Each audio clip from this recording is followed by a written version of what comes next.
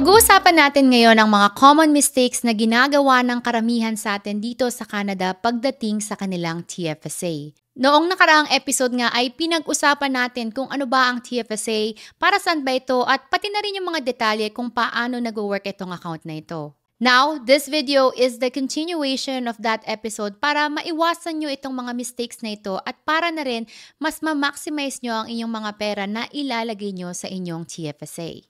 My name is Sheila Kabukol and you're tuning in She Loves Finance, kung saan I will try my best to simplify ang iba't ibang topics related sa finances para mas marami pang kababayan natin ang maging financially educated at hindi basta-basta matake advantage at mabigyan ng bad advice ng kung sino-sino dito sa Canada.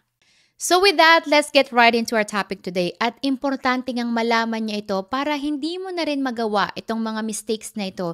Dahil talaga nga namang mas better to learn from other people's mistakes kesa ma-experience mo pa itong mga pagkakamaling ito. Number one common mistake sa TFSA is treating TFSA as a savings account, okay? Isa nga ito sa very common na mistake sa TFSA kasi naman 'di ba medyo deceiving yung name, 'di ba? Ang name ng TFSA is tax-free savings account. So automatic you would think na this account is only for savings, 'di ba? Na parang pang savings lang siya.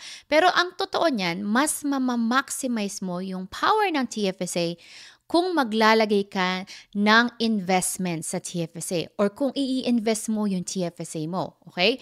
Especially kung i-invest mo siya for the long term. So keep in mind na kapag nag-open ka ng TFSA, hindi automatic na lalaki yung pera mo.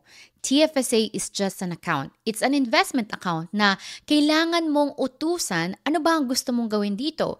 Ang plano mo ba dito is for short term, maybe for mid-term ba, or ito ba ay pang long term? Think of it as a box, okay? In that box, you have to put assets such as stocks, bonds, ETF, GIC in order for your money to grow. And I personally have done this mistake when I opened my first ever TFSA. And gusto kong maintindihan nyo na you're wasting a massive opportunity to actually grow and invest your money if you're only using the TFSA for your savings purposes. Number two common mistake is that you can only have one tax-free savings account, okay? There's so many people out there that think that you can only have one TFSA. So yung iba, sa tingin nila na kapag nag-open na sila ng TFSA, hindi na sila pwede mag-open pa ng another TFSA. So ang gagawin nila, magbubukas sila ng RSP, maybe magbubukas sila ng another registered account, diba? Kasi hindi nila alam na pwede pala silang mag-open ng another TFSA. So yung iba, nilalagay na lang nila sa mga non-registered accounts, maybe sa checking, maybe dun na lang sa simple savings account nila. And that is a huge mistake. There is no limit to how many tax-free savings accounts you can open. Okay? If you want to open 2, 3, 4, for whatever reason. Maybe gusto mo kasing i-section up yung pera mo. Maybe you want one for short term, maybe you want one TFSA for mid-term, and then maybe you want another one for long term as well for your retirement, okay? You can have as many TFSAs as you want. But one thing you need to understand is, of course, yung contribution room or space mo is hindi siya nagmumultiply, okay? If you have two accounts, you don't get the double space. Ang mangyayari dyan is pagsasama-samahin pa rin yung mga nagamit mong space sa lahat ng TFSA kung ilan mang meron ka. So you have to make sure na hindi ka lalagpas sa limit mo. Which leads me to the third common mistake, which is over-contribution. So number three common mistake is over-contribution. You know, you have to know your limits when it comes to TFSA or sa kahit anong registered account, because anything in excess of your contribution limits will be subject to a very hefty penalty. So, ang fee niya is 1% per month on the excess amount, okay? So, paano ba maiiwasan ito? This is a good problem, no? Kung talagang nakakapag-maximize ka ng TFSA mo. Now, paano ba maiiwasan ang over-contribution? Okay, so there are things that you can do about it. You can do a manual calculation. You can also log into your CRA account online, okay, in your CRA My Account. Or if you don't have one, I would highly recommend you open one as it makes things a lot easier when you're filing your taxes, okay?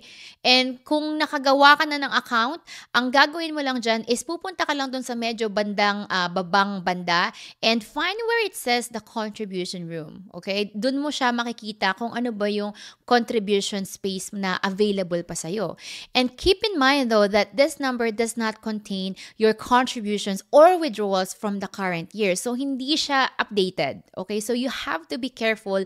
Kailangan mo siyang i-factor in kung nag-withdraw ka or kung nag-add ka. And another way is to check your limit the old-fashioned way, and that's really done by calling the CRA Tax Information Phone Service. And you can do that very easily. You just have to wait for some time kasi sometimes medyo busy yung hotline nila. Number 4 mistake is that gains in your money in your TFSA affect your contribution room. Okay? Bigyan natin ng example yan. For example, naglagay ka ng $10,000 and after 3 years, lumaki siya ng $30,000. Okay? So, 30,000 minus 10,000 is equal to 20,000, which is yun yung tinatawag na growth ng pera mo. And guess what? Hindi po iti-take ng 20,000 ito ang space ng TFSA mo. Ang counted lang talaga na space is yung mga hinulog mo or yung mga kinontribute mo, okay? Not the gains or growth of your money.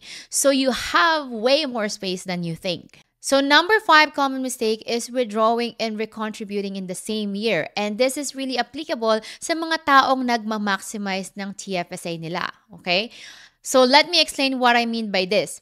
What I like about TFSA is ito yung pinaka-flexible na account dito sa Canada sa lahat ng registered accounts na meron tayo, okay? You can withdraw this money pretty much whenever you want, completely tax-free, and it does not get added to your income. So very powerful talaga siya sa mga retirees natin na merong pera sa TFSA at tumatanggap ng pension kasi hindi naaapektuhan yung pension nila kapag nag-withdraw sila ng pera dito sa TFSA.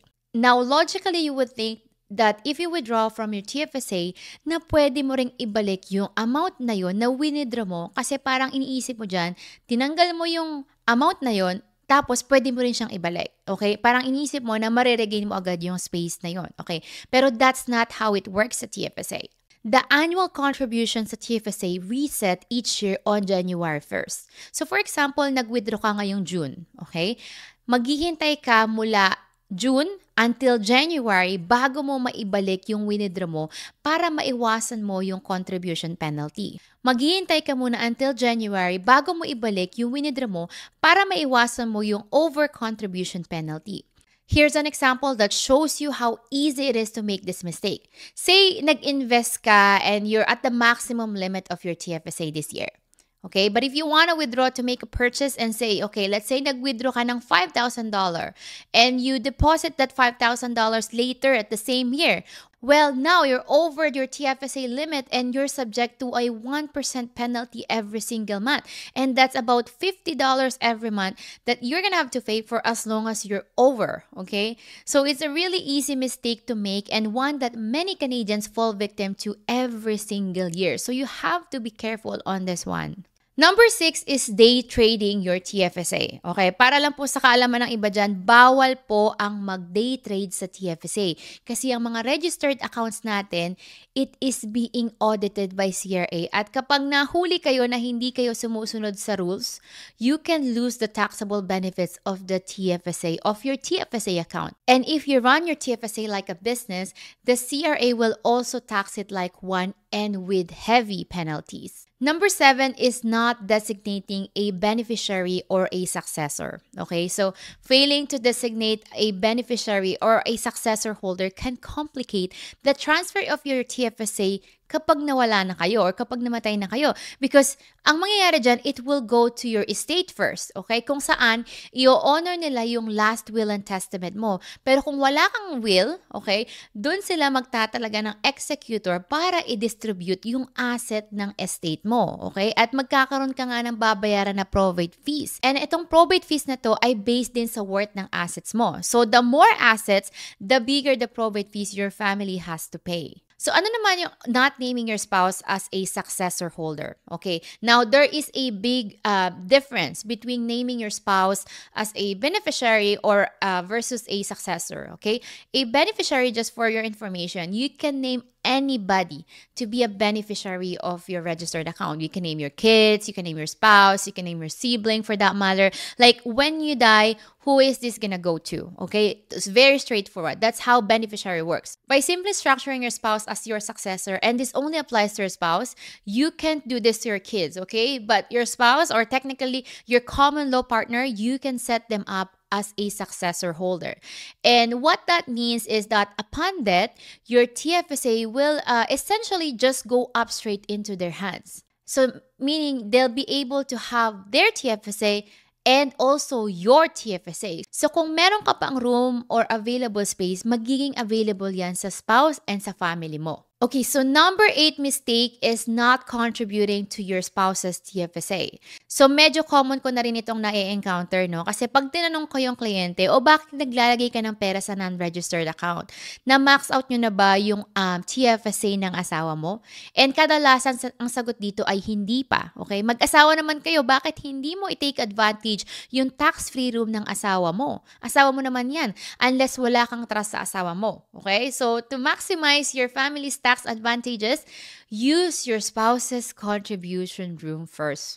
So another mistake is yung iba, kahit sobrang daming utang, makikita mo ay may mga investments yan. May mga investments yan sa TFSA. Kadalasan nasa mga conservative funds pa, nasa mga GIC pa, okay? And this is a huge mistake because of the super high interest rates na meron yung mga credit card debts. If you're paying something like 20% or more in interest rate for your credit card, maybe for your personal loan, or baka meron ka pang mga loan from hard money lender dyan, tapos you're only earning what? 3 to 7%? That's very generous. You know, maybe from a mutual fund or from wherever you're investing your money in. That means you're basically guaranteeing yourself a loss of close to 15 to 17% every single year. Okay? So, ang dapat mong gawin ay bayaran mo muna yung high interest debts mo, okay, ng investments mo, and then kapag na-slash mo na yon, then dun kang mag-start fresh ng pag-save at pag-invest mo para hindi rin nasasayang yung mga binabayad mong interest rate sa mga high interest rate debts mo, okay? Yung interest na yan, dapat yan sa investment na yan pumapasok. And last common mistake is that you can only open a TFSA at a bank, okay? So no offense naman sa mga bankers natin dyan, but the majority of accounts I've encountered don't align with the client's risk profile. What I mean by that is often client doesn't even know where their TFSA is invested because it wasn't explained to them when they open it. So this was true for me as well kasi talagang ito yung experience ko when I opened my first TFSA. My advisor simply helped me set it up, okay? But didn't really take her time to educate me about what it was, the risk involved, and my goals, and how it could work to my advantage, okay? So if you need help in setting up your TFSA, then, feel free to reach out to me and I can help you strategize on where to put your portfolios based on your goals and your risk tolerance. I hope you guys learned a lot about TFSA today. If I missed anything, please comment below so it will help more people to prevent these mistakes. If you have any questions or want me to cover a particular topic, please leave a comment on the section below and don't forget to please like and share this video if you found this helpful. Bye now.